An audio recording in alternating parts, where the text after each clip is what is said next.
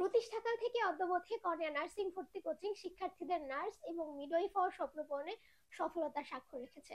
সাফল্যের এই ধারা অব্যাহত রাখতে এই বছরও কর্নিয়া বিভিন্ন পরীক্ষিত এবং কার্যকরী উদ্যোগ গ্রহণ করেছে। নিশ্চিতভাবে এসব উদ্যোগ শিক্ষার্থীদের চান্স পাওয়াকে আরো বেশি সহজ করে তুলবে। আজকের সফল যারা কেমন তারা অনুষ্ঠানটিতে আমাদের মাঝে উপস্থিত আছে 2023-24 সেশনে নার্সিং ভর্তি পরীক্ষায় গোটা দেশের মধ্যে প্রথম স্থান অর্জনকারী মেধাবী শিক্ষার্থী আলপনা আক্তার। সঙ্গে আমি পপি বিশ্বাস আছি আপনাদের সাথে। আজকের আড্ডায় আলপনা আক্তারের সফলতার গল্পটুকুই আপনাদের সামনে তুলে ধরার চেষ্টা করব। আলপনা, কেমন আছো? আলহামদুলিল্লাহ আপু, আমি খুব ভালো আছি। আপনি কেমন আছেন? অনেক ভালো আছি, তোমাকে দেখে আরো বেশি ভালো লাগছে। এত সুন্দর একটা রেজাল্ট করেছো, কেমন লাগছে? অবশ্যই আমার অনেক ভালো লাগছে, এবং আমার এই রেজাল্টের জন্য হয়তো আমার আব্বু আম্মু অনেক বেশি খুশি হয়েছে। যখন রেজাল্ট আমি পাই, প্রথম আমি শুনি এবং আমার আম্মু আমার পাশে ছিল, তখন আমার আম্মুকে আমি বলি, আমার আম্মু অনেক খুশি হয়েছে। আর প্রতিটা মানুষই হয়তো, আমি দেখেছি প্রতিটা মানুষ হয়তো একবার কষ্টে কান্না করে, একবার হচ্ছে অতিরিক্ত খুশি হলে কান্না করে। তো আমি যখন রেজাল্টের খবরটা আমার আব্বু আম্মুকে দেই, আমি দেখেছি আমার আব্বু আম্মুর চোখে পানি এসেছে। তা আমি তাতে বুঝে নেই যে আমার আব্বু আম্মু অনেক খুশি হয়েছে, এবং তাদের এই খুশি দেখে আমি আরো অনেক বেশি খুশি হয়েছি। আচ্ছা, তুমি পড়াশোনা করেছো কোন কলেজ থেকে? আমি পড়াশোনা করেছি এসএসসি এক্সাম দিই হচ্ছে রাবিয়া বালিকা বিদ্যানিকেতন নীলফামারী থেকে, এবং এইচএসসি এক্সাম দেই নীলফামারী সরকারি মহিলা কলেজ থেকে। আচ্ছা, ছোটবেলায় যেমন আমরা দেখতাম যে আমাদের এক একজনের এক এক ধরনের লক্ষ্য থাকে, জীবনের লক্ষ্য থাকে। এম ইন লাইফ যখন লিখতে দিতাম আমরা এক একজন এক একটা লক্ষ্য লিখতাম, এম ইন লাইফ লিখতাম। ছোটবেলায় তোমার জীবনের লক্ষ্য কি ছিল? ছোটবেলায় অ্যাজ এ চাইল্ড হিসেবে আমার প্রথম দিকেই লক্ষ্য ছিল যে আমি একজন ডক্টর হব। তো সেই অনুযায়ী আসলে ছোটবেলায় যাকেই জিজ্ঞাসা করা হোক না কেন যে তুমি বড় হয়ে কি হতে চাও, হয়তো সবাই ঝোঁকের মাথায় বলে দেবে যে আমি ডক্টর হব বা ইঞ্জিনিয়ার হব, এরকম কিছু বলে। তো আমিও সেরকমই বলতাম। এবং যখন আমি আরো হায়ার ক্লাসে যেতে থাকি, তখন আমি আরো বুঝতে থাকি যে ডক্টরের লাইনে পড়াশোনা আসলে কতটা ডিফিকাল্ট বা কি কি পড়তে হবে। এবং যখন আমি এক পর্যায়ে এসএসসি এক্সাম দেই এবং তারপরে টিচারদের সাথে কথা বলি, তখন আমি ডক্টর লাইনে পড়াশোনার যাবতীয় তথ্যগুলো নিই, এবং আমার মনে হয় যে আমার যে ফ্যামিলি ব্যাকগ্রাউন্ড, হয়তো বা আমি এতদূর যেতে পারবো কিনা একটা সন্দেহের তালিকায় থাকি। এবং পরবর্তীতে আমি ভাবি যে যেহেতু আমার আব্বু আম্মুকে সাপোর্ট করা দরকার আমার খুব শীঘ্রই, তো আমি তখন আমার ডিসিশনটা আমি একটু চেঞ্জ করে ফেলি এবং ভাবি যে আমার আব্বু আম্মুকে সাপোর্ট করার জন্য হয়তো আমার নার্সিং প্রফেশনে আসা অনেক জরুরি। তো সেখান থেকে আমার লক্ষ্যটা একটু চেঞ্জ হয়, এবং আমি দ্বিতীয়বার করে স্বপ্ন দেখতে শুরু করি যে না, আমি একজন নার্স হব। তো ছোটবেলায় তুমি চাইতে তুমি ডক্টর হবে, এখন তুমি নার্সিং প্রফেশনে এসেছো, তো এই বিষয়ে কিছু বলো। হ্যাঁ, ছোটবেলায় আমি ভাবতাম যে আমি ডক্টর হব, এখন আমি নার্সিং সেক্টরে এসেছি। তো আমার এখন মনে হয় যে আমার কোনো আফসোস নেই, বিকজ আমি যেহেতু ভাবতাম যে আমি মেডিকেল সেক্টরে থাকবো, যেহেতু ডক্টর লাইনে যেতে পারিনি কিন্তু আমি তো মেডিকেল সেক্টরে আছি, এতেই আমি অনেক তৃপ্তি পাচ্ছি। আচ্ছা, এত সফলতা অর্জন করেছো, সফল হয়েছো, আমি সফল হওয়ার 3টি কারণ জানতে চাই তোমার কাছে। সফল হওয়ার 3টি কারণ বলতে গেলে আমি পার্সোনালি বলবো যে অবশ্যই প্রথমত লক্ষ্য থাকতে হবে, এন্ড দেন হচ্ছে সেই লক্ষ্য অনুযায়ী অবশ্যই পরিশ্রম করতে হবে, এবং প্রত্যেকটা মানুষই পরিশ্রমের ফল পায়। এবং লাস্টে যদি বলতে হয় যে অবশ্যই তার লাক তাকে জোগাড় করতে হবে। কারণ আমরা সবাই জানি যে ভালো কোনো রেজাল্ট পেতে হলে এবং ভালো কিছু করতে, ভালো যদি কিছু পেতে চাই, তাহলে সেখানে অনেকেই বলে যে 1% হলেও যে লাক সেখানে থাকতে হয়। তো আমার মনে হয় সফলতার জন্য লক্ষ্য, পরিশ্রম এবং ভাগ্য, এই তিনটাই জরুরি। আচ্ছা, নার্স হয়ে তুমি তোমার এলাকার উন্নয়নে কিভাবে ভূমিকা রাখতে চাও? নার্স হয়ে অবশ্যই যদি আমি একজন ভালো নার্স হতে পারি, হতে পারি বলতে আমি অবশ্যই হব, এটা আমার লক্ষ্য এখন। তো যেভাবেই হোক আমি ভালো নার্স হব, দেন আমি আমার নিজের এলাকায় যাব, এবং সেখানে আমি যখন আমি আমি যেহেতু নীলফামারীর মেয়ে, তো নীলফামারীতে আমি দেখেছি যে মানুষ কতটা সাফার করে এই মেডিকেল ট্রিটমেন্টের জন্য। এবং যেহেতু এখানে আমি দেখেছি সবার ফিনান্সিয়াল সাপোর্টটা সেরকম ততটা ভালো না, তো তারা হয়তো ভালো ট্রিটমেন্টের জন্য ভালো জায়গায় যেতে পারছে না।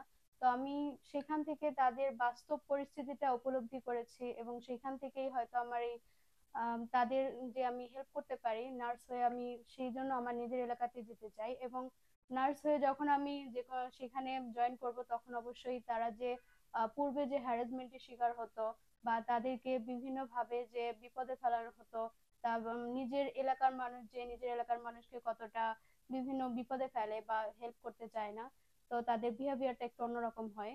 তো আমি নিজে যদি নার্স হই এবং সেখানে যাই, আমি দেখবো এই বিষয়গুলোতে যেন তারা কোনো সাফার না করে, তারা যেন ভালো ট্রিটমেন্ট পায়, আমি সেই ব্যবস্থাটাই করব। কর্নিয়ার ক্লাসগুলি কেমন ছিল? কর্নিয়ার ক্লাসগুলো অনেক ভালো ছিল। আমি ফার্স্টে যখন কর্নিয়ার ক্লাসগুলো দেখতে আমার বেশ ভালো লাগে, এবং সেখান থেকে আমি ডিসিশন নিই যে আমি কর্নিয়ার অনলাইন প্রোগ্রামগুলোতে অ্যাডমিট হব। তো আমি সেখানে ভর্তিও হই, এবং সেখান থেকেই মূলত আমার যে পড়াশোনা ভালো লাগে, সেখানে ভর্তি হওয়ার পর আমি তার আরো ভালো প্রুফ পাই যে না, অবশ্যই এখানে পড়াশোনাটা ভালো। এখানকার টিচারদের সম্পর্কে কিছু বলো। এখানকার টিচারদের সম্পর্কে বলতে গেলে, যে আমি যে অনলাইনে পড়তাম, তো সেখানে যে ক্লাসগুলো নিত প্রত্যেকটা টিচারের ক্লাস নেওয়ার ধরনটা বেশ ভালো ছিল। এবং আমি যেহেতু অনলাইনে পড়েছি, আমি দেখেছি তাদের ক্লাস নেওয়ার ধরন বা হচ্ছে তাদের পড়ানোর সিস্টেমটা আমার খুব ভালো লেগেছে। এবং আমি পড়াশোনার যদি মান সম্পর্কে বলতে যাই, যেহেতু আমি পড়েছি আমি জানি অনেক ভালো, তারপরেও যারা হচ্ছে পরবর্তীতে নার্সিং এক্সাম দিবে বা হচ্ছে নার্সিং সেক্টর আসবে, তারা অবশ্যই আমার মতো অনলাইন কোর্সগুলো দেখলে বা দেখার পর হয়তো বুঝতে পারবে যে কেমন, তারপরে ভর্তি হয়েও তারা বুঝতে পারবে, তখন তারা উপলব্ধি করতে পারবে যে আসলে কর্নিয়া টিচাররা কিরকম বা কেমন পড়ায়। কর্নিয়ার শীট বই তোমার ভর্তি পরীক্ষার জন্য কতটা কার্যকরী ছিল? কর্নিয়ার শীট বই আমার ভর্তি পরীক্ষার জন্য অনেকটা কার্যকরী ছিল, কারণ আমি যখন এক্সাম হলে প্রবেশ করার পর যখন কোশ্চেন পেপারটা পাই, তখন আমার কোশ্চেন পেপারটা দেখেই আমি আনন্দিত হই।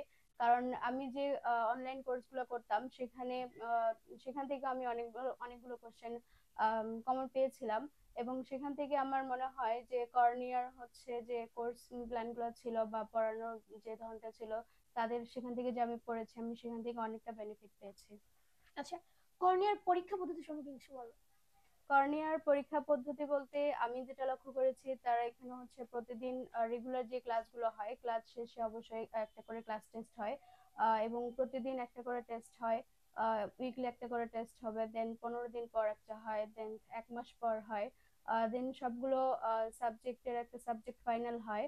এবং ফাইনালি হচ্ছে আমরা যেরকম এক্সাম দেই, মেইন এক্সামটা দেই, ঠিক সেরকম ভাবেই প্রত্যেকটা স্টুডেন্টই যেন সেই এক্সামটা দিতে পারে, সেই আঙ্গিকে হচ্ছে এখানে এক্সাম নেওয়া হয়।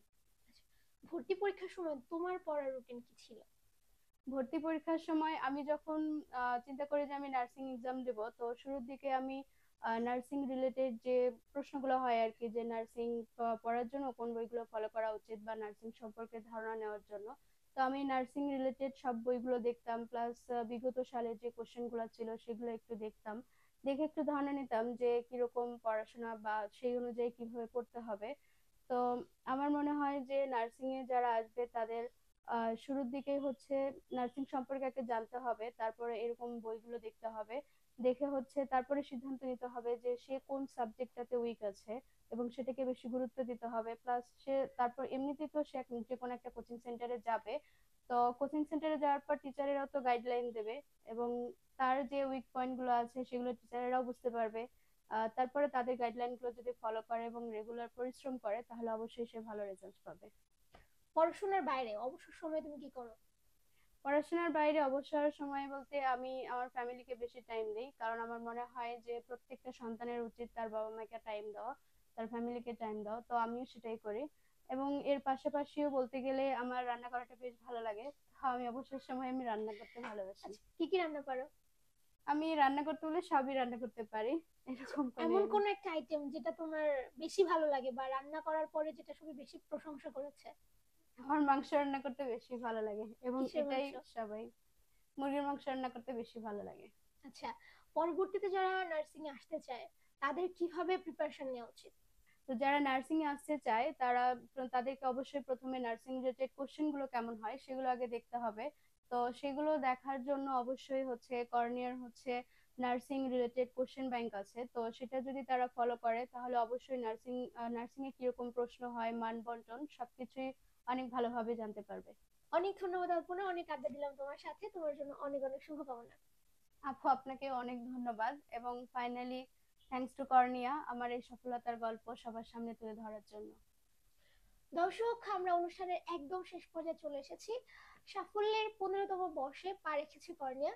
সাফল্যের এই ধারা অব্যাহত রেখে এই বছরও 2761 জনেরও বেশি শিক্ষার্থী দেশের বিভিন্ন সরকারি নার্সিং কলেজ এবং ইনস্টিটিউটে চান্স পেয়েছে। সুতরাং স্বপ্ন যাদের নার্স হওয়া, কর্নিয়ায় তাদেরকে স্বাগত জানিয়ে আজকের অনুষ্ঠান এখানে শেষ করছি।